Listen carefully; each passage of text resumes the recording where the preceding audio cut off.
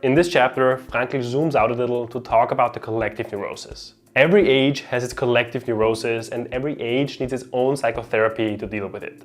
The current existential vacuum, which is the mass neurosis of now, is nihilism. Being content with life's meaninglessness. If psychotherapy wants to be a cure and not a symptom of the current collective neurosis, it needs to look at current philosophical trends. We should never tell a patient, as some ideologies would have us believe, that we are nothing but the result of biological, psychological and sociological conditions. That we are nothing but the product of our background and environment. This mindset is dangerous and especially counterproductive to a neurotic person.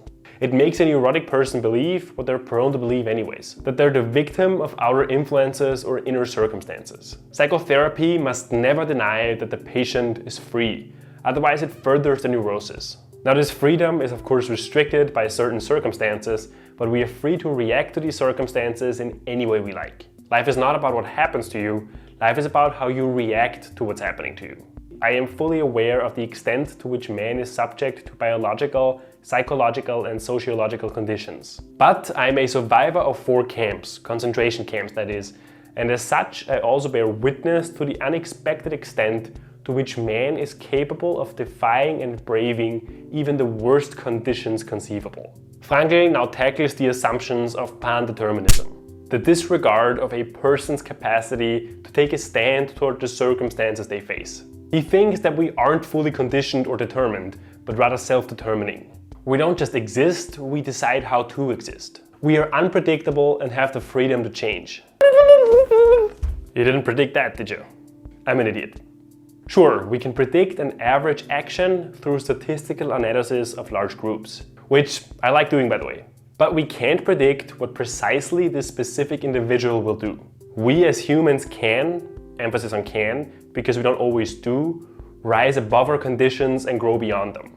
Man is capable of changing the world for the better if possible, and of changing himself for the better if necessary. Frankl mentions Dr. J here, who was during the Second World War called the Killer of Steinhof.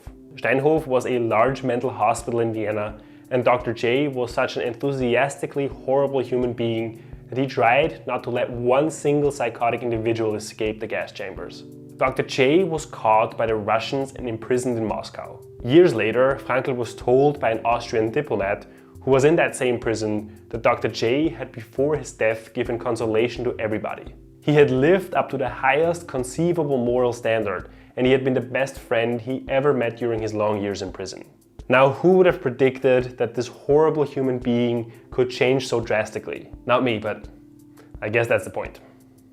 Frankl points out that freedom is dangerous as well. If it isn't lived responsibly, freedom can be our downfall, which is why freedom is only half the story. Responsibility enables us to live freedom joyfully. To this end, Frankl recommended that the US supplement the Statue of Liberty on the East Coast with a Statue of Responsibility on the West Coast. I think that'd be a great move. By the way, am I the only one who thinks that Jordan Peterson sounds a lot like Viktor Frankl?